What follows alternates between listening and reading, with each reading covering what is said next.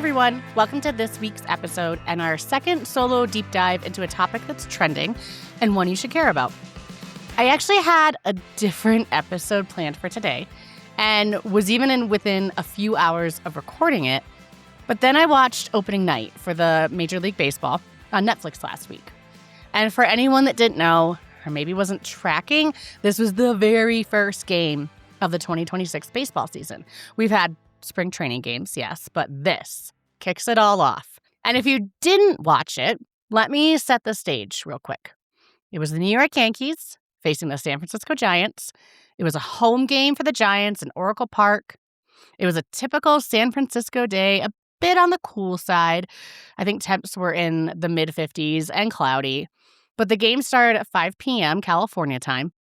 And by that time, the sun had come out, the sky was blue, it was a sellout crowd. There were more than 40,000 people packed into the stadium.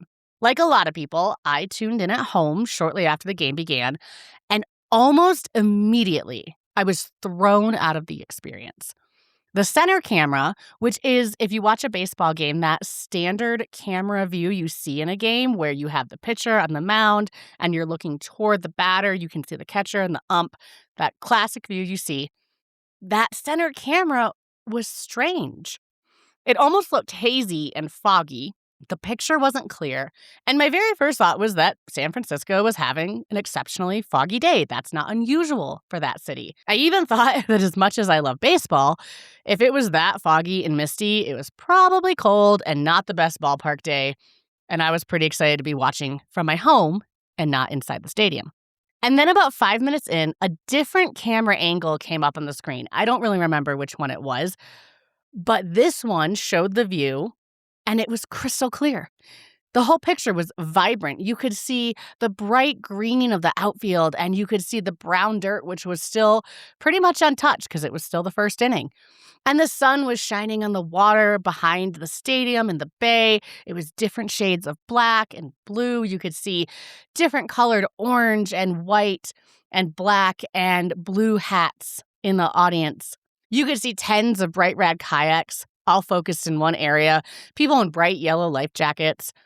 Compared to that center camera view, it literally felt like going from black and white TV to color TV. And at this point, I was really confused. It was clear that something was wrong with the center camera. I even posted on social media if anyone else was seeing the same thing on their TV. They were. And by the fifth inning or so, the issue was fixed and the camera angle was clear. But it immediately derailed my experience. It made me wonder what the heck happened? Who was responsible? Was it the MLB? Was it Oracle Park? Was it the Giants? Was it Netflix? Was it actually a camera issue or an operator issue? I don't really know. I'm not sure.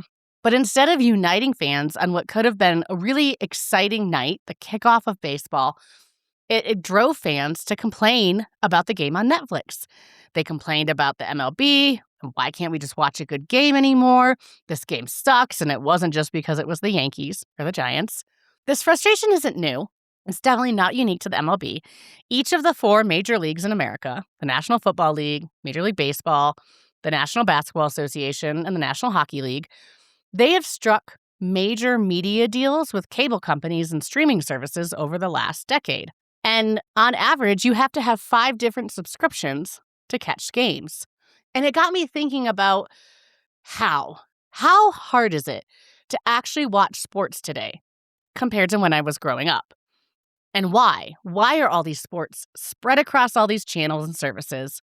And why, despite vocal and growing complaints from fans, are leagues still doubling down on this model, even when the quality is bad like it was at that game?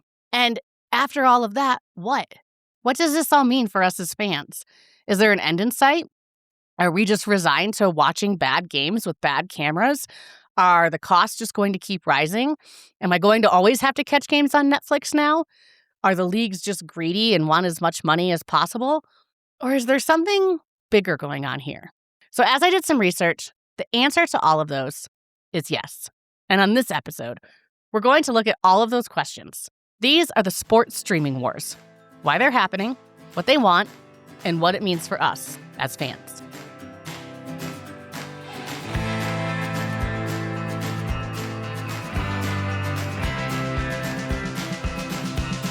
Let's start by looking at what you need to do to watch games across those 4 major pro sports leagues today.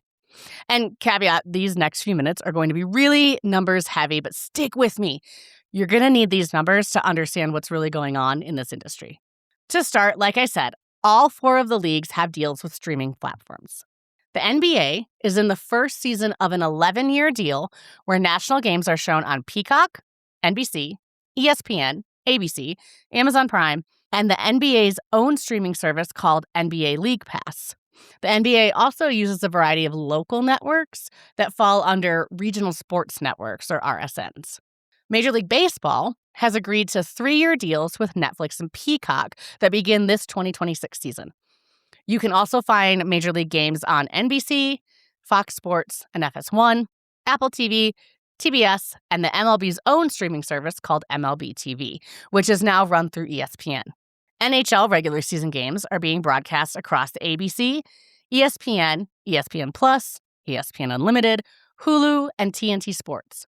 There's also the NHL Network, where you can find both pro hockey games as well as collegiate level. Finally, the NFL. This last season, games aired on 11 different services or channels: CBS, NBC, Peacock, ABC, ESPN, ESPN Plus, Fox, NFL Network, Amazon Prime, Netflix, and YouTube TV. So that's how you watch any game this year, no matter which league you're trying to tune into. So now that we know where to watch all the games, how much is it costing to watch all those games? Well, to watch all the NHL games this season, you're going to pay about $1,000 to $1,200. To watch all NBA games will cost around $650 to nearly $1,000. To tune into all MLB games in 2026, you will have to cough up anywhere from $700 to almost $1,100. And if you caught all the action throughout the 2025 NFL season, you would have forked over at least $575 and up to $800. And a quick note on all this math, these costs assume you're watching the entire season from preseason to the championship game. If you only want to see the occasional game here and there, you'll still need subscriptions. But, of course, it's going to cost much less. You're not going to be paying as much. So I want to make that clear. These costs are drastically different from what we used to pay to watch sports from the comfort of our own home. Even as close as the early 2000s, we paid, or maybe your parents paid, around $600 to $800 a year for a cable package. That cable package usually included ESPN and some local channels. And if you were out of market and a diehard fan, maybe you also bought a league package if you really wanted it. But that was it. Honestly, outside of watching TV, you could catch local games on local radio stations for free. And of course, you could always watch them in person. But it was cheaper to watch from the comfort of your own home. And more importantly, it was easier. And I think that's been the bigger change. Back then, you turned on the TV, flipped between a few channels, and the games were just there. Now, well, bear with me. Let's look at the NBA as an example. Peacock airs the Monday night games and the second game of Tuesday doubleheaders. Peacock also airs local games for certain teams like the Boston Celtics or the Golden State Warriors, but you have to pay extra on your Peacock subscription to get those games. NBC has Tuesday games alongside Peacock, and they have Sunday night games, but only Sunday night games when the NFL season ends. ESPN has the Wednesday games, but they have to be accessed via the ESPN Unlimited subscription. ABC has the Christmas Day games as well as the Saturday games, but Saturday games only after college football has ended. Amazon Prime has the Friday games and Thursday games, but again, Thursday games are only once NFL is over. Games for out-of-market teams can be accessed through NBA League Pass, but local blackouts are still going to apply. So for those that live in market of an NBA team, again, they're going to have to use their local RSN if they have one. And not to beat a dead horse, but Major League Baseball is no different. Netflix streamed the opening night game, like I said. Friday Night Baseball is on Apple TV. Saturday afternoon and night offerings are on Fox Sports and FS1. Sunday Night Baseball is on NBC and Peacock. And TBS has Tuesday games.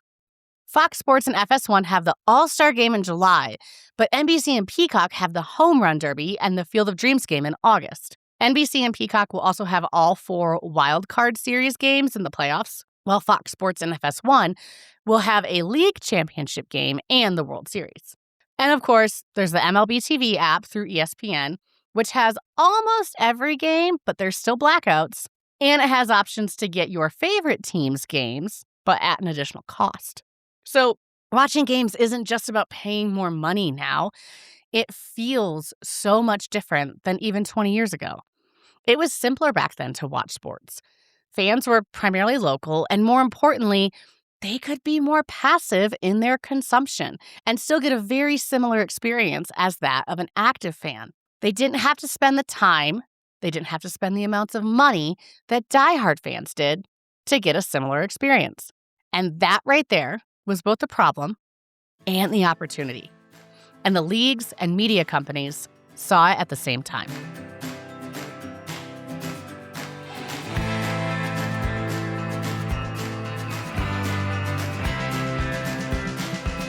Now, like I said, in the early 2000s, being a fan and watching games was much simpler. As technology began to advance, the leagues, in my opinion, weren't looking to segment our fandom into silos. I don't think they wanted to fragment us. In fact, it was the opposite. Starting around this time, leagues and teams began this shift from being just sources of entertainment to being all-out brands. Just look at the data. At that time, again, early 2000s, over 40% of fans supported more than one team. And almost 100% of fans absolutely despised at least one team enough that they'd sometimes tune in just to see them lose. That last stat I made up. I don't know if that's true, but it seems likely, and the 40% stat is definitely true. As technology advanced and being more geographically close to a team didn't matter as much, fans stopped just being fans and became consumers. And the leagues wanted to capitalize on that.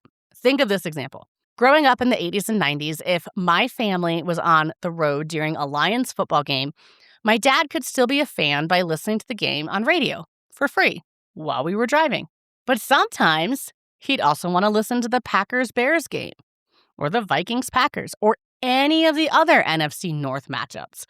But we couldn't do that because we were driving usually hundreds of miles away in the middle of nowhere of Michigan. Then along came satellite radio. And for a monthly subscription fee, my dad could listen to those games. And to be clear, because he's going to get on me, my dad is not a Packers or a Bears or a Vikings fan. But this new media channel did open the door for him to consume games even if he wasn't local. And I'm not sure if satellite radio was the tipping point of the streaming wars, but it did kick the leagues into high gear. They realized these new media channels, which eventually expanded into the streaming services we know now, gave them 3 things. First, more total revenue.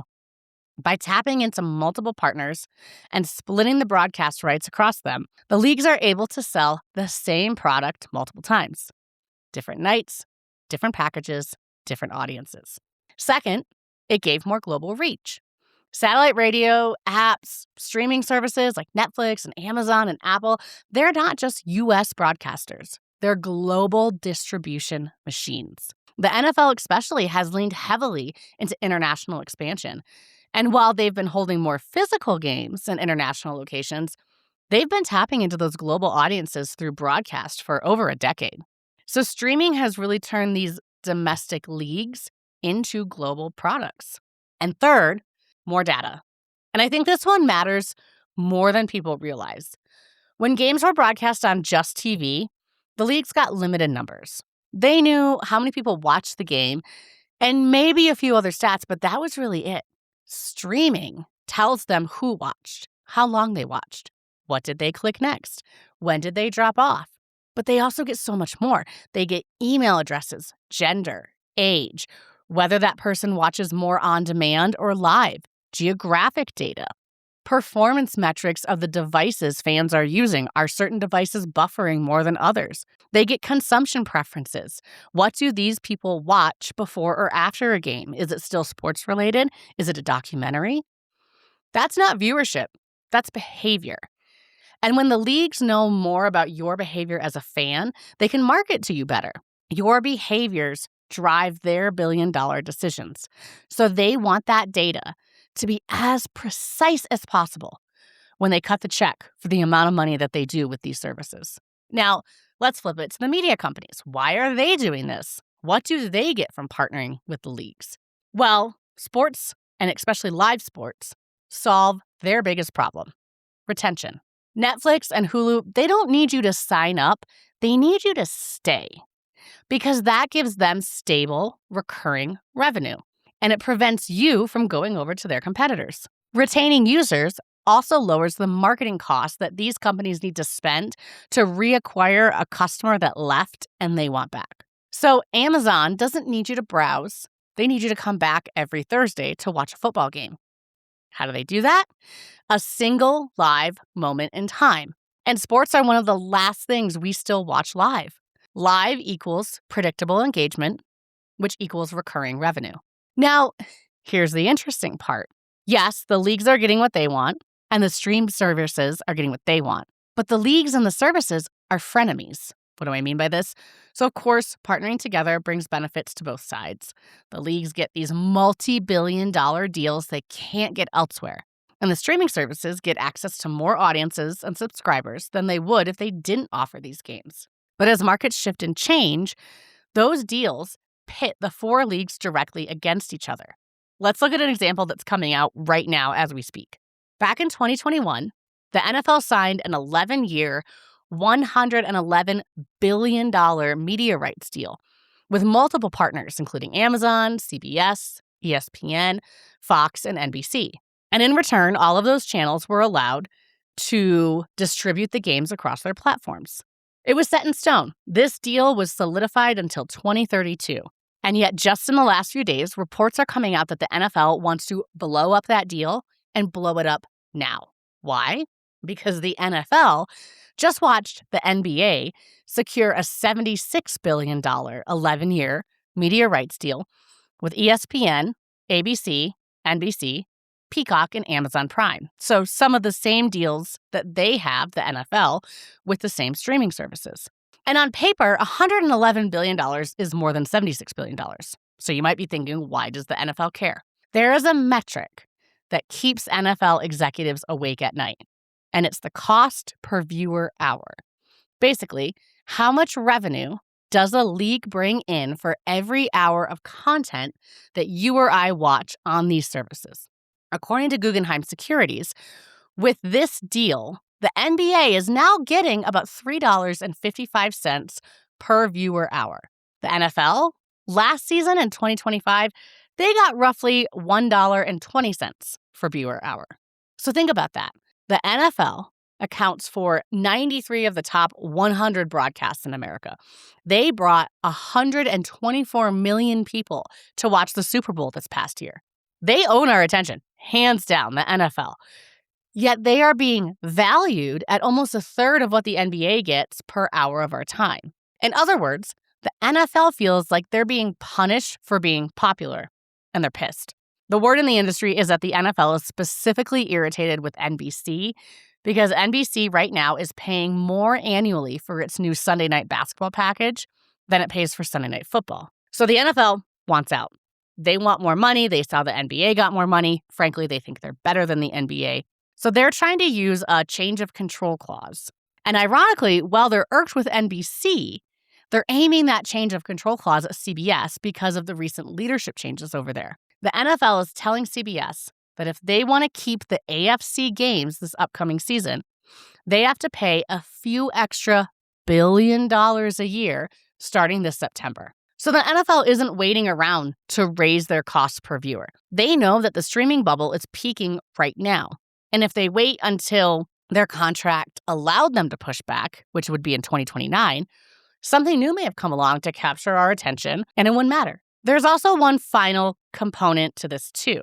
Like I said earlier, why isn't fan feedback swaying any of the leagues to go back to a simpler model? You look at that opening night game, and people were mad about how it was coming off, and people were mad at Netflix. Even just recently, in February 2026, NFL fan satisfaction hit an all-time low, and the NFL was ranked lower than the U.S. Postal Service. And I think part of this we've answered. The streaming deals give the leagues access to money they cannot give elsewhere. Full stop. No one else out there is going to or even can pay tens or hundreds of billions of dollars for these broadcast rights.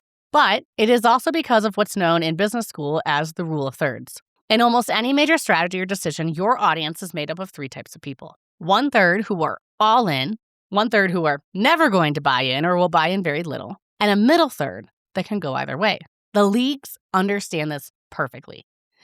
They don't need every fan to be happy about this distribution model, and they don't need every fan to be happy with the results. They know they will always get those top third, those diehard fans, the ones who will pay, the ones who will figure out the system no matter how complicated it gets. And they know that those in the bottom third, even if they're complaining, well, those are the ones who probably weren't going to spend much anyway. So even getting a little bit out of them, maybe those fans sign up for one of the streaming services like Peacock, that's still a win. And the league is still making more money than if they consolidated into one or two services based on fan feedback. So the real battle is for that middle group and meeting that middle group where they are. And probably no surprise, most of that middle group already have things like Netflix and Hulu Live and Peacock and Disney Plus. They want options, and that's who the leagues are really catering to. So the feedback is there, the complaints are there, but as long as the league is getting two of those three audiences, they will continue to push forward. So that's what the leagues get. That's what media companies get. And I'll be honest, from a boardroom perspective, a lot of this makes sense. More money, more reach, more data. But let's be honest, none of this matters if you're just trying to sit down on a Sunday or a Tuesday night or opening day and watch a game. And sports don't live in boardrooms. They live in moments. They're filtered through our own experiences. And that's where all of this is starting to get really personal.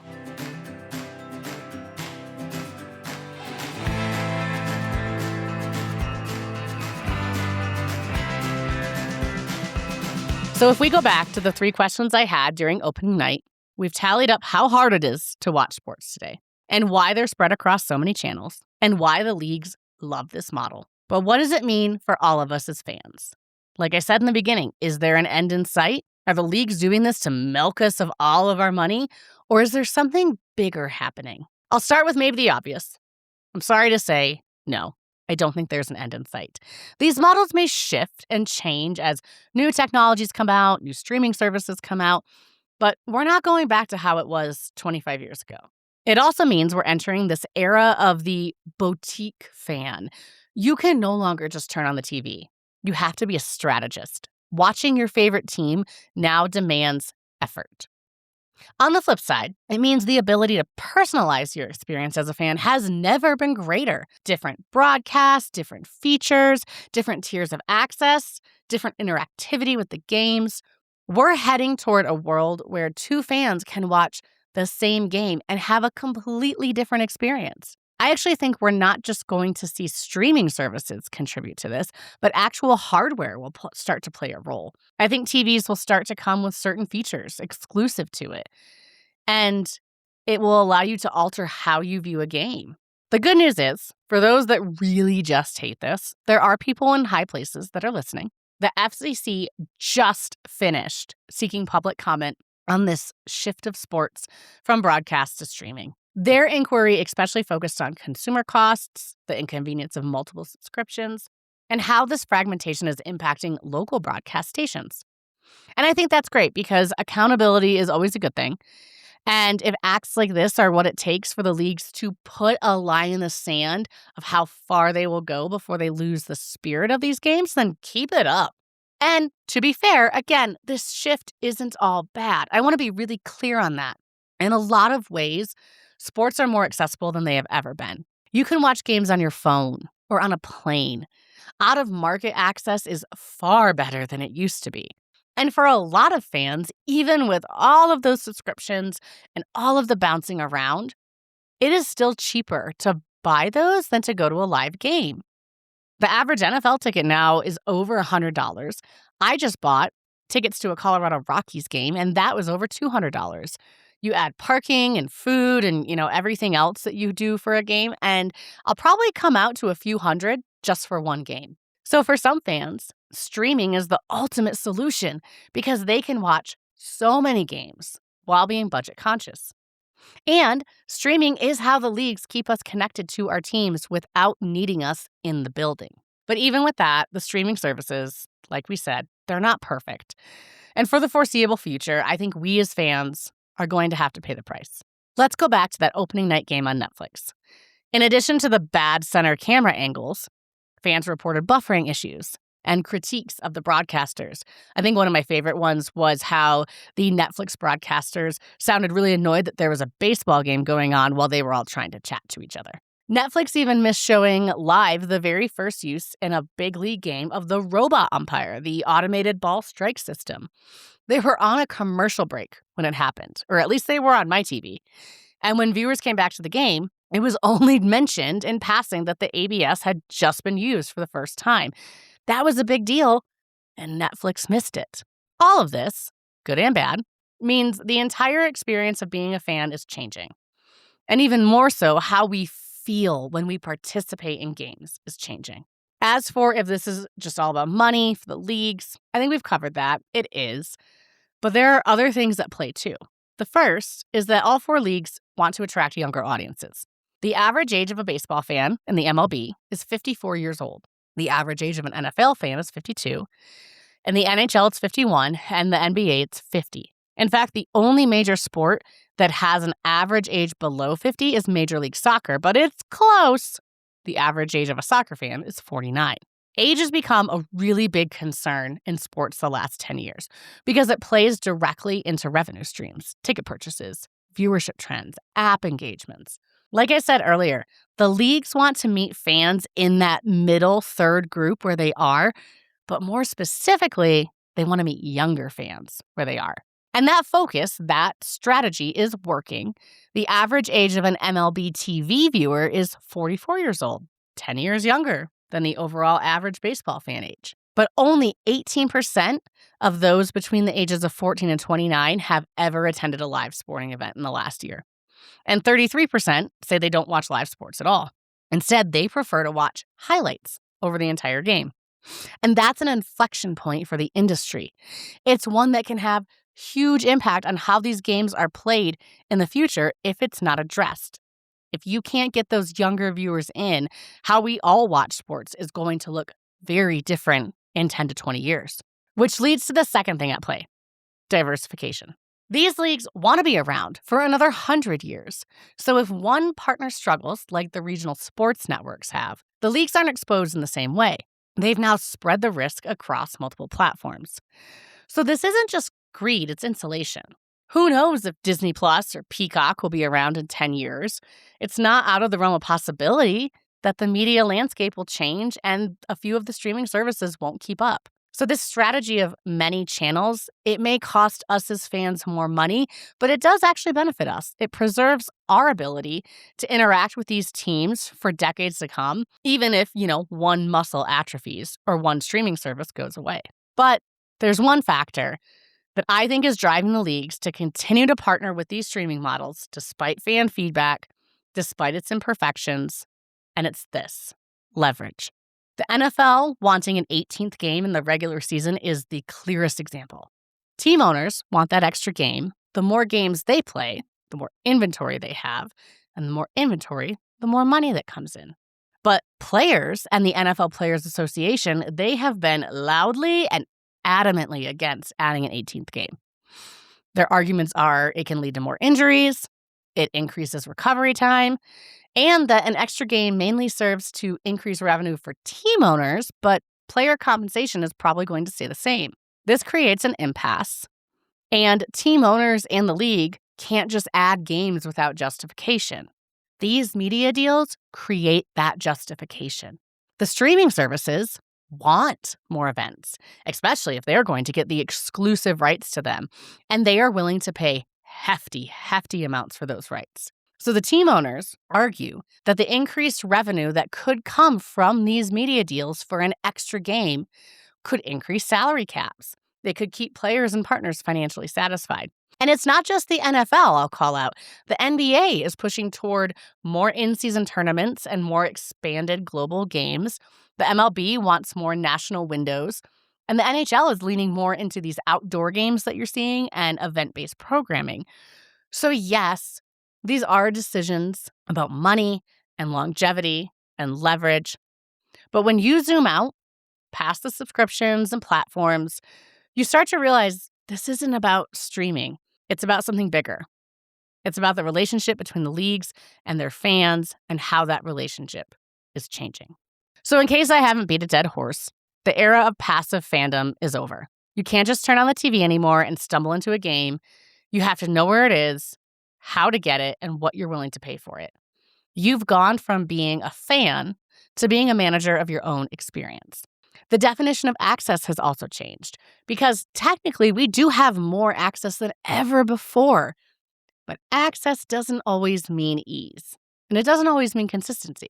Those two things were a big part of what made sports feel like a shared experience in the first place. Now, it can kind of feel more like a bunch of walled gardens. We've traded community for customization, I think, and the full effects of that probably remain to be seen. But this is something that I keep coming back to. The leagues are no longer optimizing for everyone. They're optimizing for the right people. The ones who will pay, the ones who will keep coming back. That top third, if you're in that group, this might feel like the golden age. You get more games and more options. But if you're not, if you're in that middle group, that's where the experience is getting a little uncomfortable. That group, which I consider myself in, I think we're feeling a mix of excitement for the future and a longing for just some simpler days. And that doesn't mean this all falls apart. It probably doesn't. In fact, it's probably going to keep growing. But it does mean the relationship between us and our team is changing in ways we're just starting to feel. And I don't think the question is whether streaming wins. It already has. The question becomes, when does all of this stop being about how we watch a game and start being about whether it still feels like something we're proud to be a part of? Thanks for spending time with us in the middle. If today's story caught your attention, drop a subscribe, share the episode, follow us on social media, and remember, it ain't over till it's over.